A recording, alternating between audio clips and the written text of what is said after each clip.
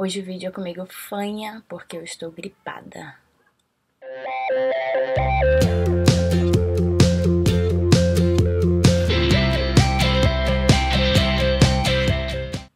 Dessa vez, ninguém mandou história. Então, paciência, só eu falando. Vocês vão ter que me engolir!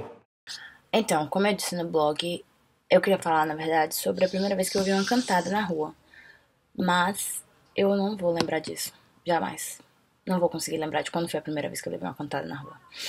Eu consigo lembrar de algumas que foram bem marcantes. Mas como o lema aqui é falar sobre primeiras vezes, não dá, porque eu não lembro. Então eu resolvi falar sobre a primeira vez que eu fui perseguida. A primeira vez que eu me senti de fato ameaçada pelo machismo. Eu tinha 16 anos. E na época eu era bem antissocial, bem emo, indie, tirada alternativa. Enfim, e eu não gostava muito do sol e tal, mas como eu tenho diabetes, eu precisava me exercitar. E aí, como alternativa a ir pra academia, que era uma coisa que eu odiava, obviamente, sendo quem eu era, eu optei por ir à praia. Eu morava bem pertinho da praia, era só atravessar a rua. O clima tava perfeito, era inverno, tava nublado, tudo que eu gostava. Botei minha roupinha de andar, meu tênis e tal, fui andar na praia.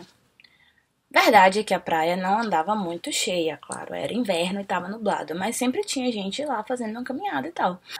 Aí eu tava andando, ouvindo minha música e tal, e vinha um cara na direção oposta. E aí ele falou alguma coisa. E eu tirei o fone pra ouvir, porque eu pensei que eu tivesse derrubado alguma coisa, sei lá, a chave de casa, por exemplo. Ou ele fosse me avisar de alguma coisa, porque eu sempre fui muito distraída. Então, quando as pessoas paravam pra falar comigo na rua, geralmente era porque eu tinha derrubado minha carteira, coisas desse tipo. Mas na verdade ele parou pra me elogiar. Vamos deixar claro aqui que na época eu era bem diferente. Sabe quando as pessoas falam, ah, o fulano tem uma beleza exótica? Era eu. Ele me elogiou, eu fiquei sem graça, percebi que não era nada. Agradeci rápido e botei o fone e olhei pra frente e segui. Quem surge do meu lado? O cara. Aí eu educadamente tirei o fone pra ver se ele queria falar alguma coisa, me perguntar alguma coisa. Respondi, botei o fone. Ele continuou insistindo, perguntou se podia caminhar comigo. Aí eu comecei a me sentir incomodada e fui tentando me sair, falando, na verdade, eu já vou voltar pra casa. E ele falou, não, então eu te acompanho até em casa e tal. E aí eu entrei em pânico, pensei, você não vai me acompanhar até em casa, não quero que você saiba onde é que eu moro. Só que nesse tempo que eu fiquei tentando descobrir como sair daquela situação, a gente tava andando, e eu tava andando pro caminho, eu tava andando em sentido oposto da minha casa. E aí ele começou a falar da vida dele, que ele morava na Espanha, que ele tinha isso, isso e aquilo e tal. Ele era bem mais velho, sei lá, devia ter uns 40 anos. De 30 e 40. E aí ele começou a falar que ele tinha uma casa ali, que ele tava morando ali perto da praia e tal. E meu pânico gradualmente aumentando. E era tipo umas 4 horas da tarde. Como era inverno, o sol ia se pôr mais cedo, né? Aí finalmente eu achei uma saída da praia, porque não tinha mais barraca na praia nessa época, mas lá nessa praia tinha muito mato, então não dava pra sair em qualquer lugar. Eu tinha que sair onde tivesse uma barraca, onde tinha uma barraca antes. E aí quando eu saí, ele me seguiu, e aí, velho, eu já não sabia mais o que fazer. Comecei a procurar gente ao redor, não tinha ninguém na rua. Meu pânico foi aumentando, aumentando. Aí eu lembrei que voltando, no caminho, tinha um posto policial. E aí eu falei, pronto, vou andando, se ele continuar me seguindo até lá, eu vou direto pro posto. Chegar lá, eu peço ajuda, paro, enfim, acho que ele vai perceber.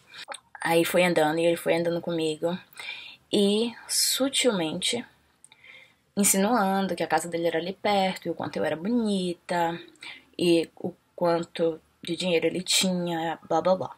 E eu monossilábica.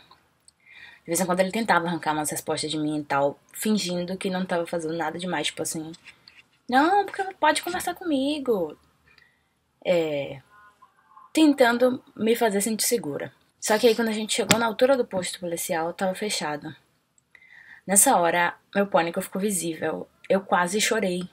Porque eu não sabia mais o que fazer. Se eu fosse pra casa, era capaz dele me seguir comigo. E, primeiro, eu não queria que ele soubesse onde eu morava, né? E segundo, que no caminho pra minha casa tinha um trecho bem deserto. E aí, se ele quisesse fazer qualquer coisa comigo, eu talvez não tivesse como escapar. E aí eu comecei a meio que me afastar, quase chorando. E ele finalmente cedeu e percebeu. E aí perguntou se eu tava com medo. E aí eu falei que eu tava. E aí ele falou que tudo bem, que ele não ia insistir mais. E que ele ia me deixar ir pra casa sozinha se eu desse um abraço nele. Eu dei um abraço nele porque tudo que eu queria era que ele me deixasse em paz. Eu queria ir embora, morrendo de nojo. E aí eu saí correndo, fui chorando pra casa e tal.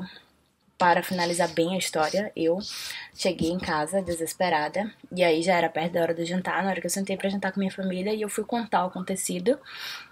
Ninguém deu a mínima.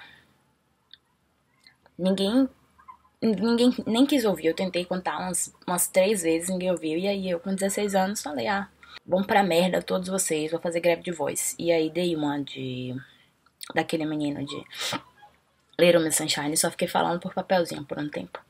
Não preciso dizer mais nada. Vocês vão ter que me engolir.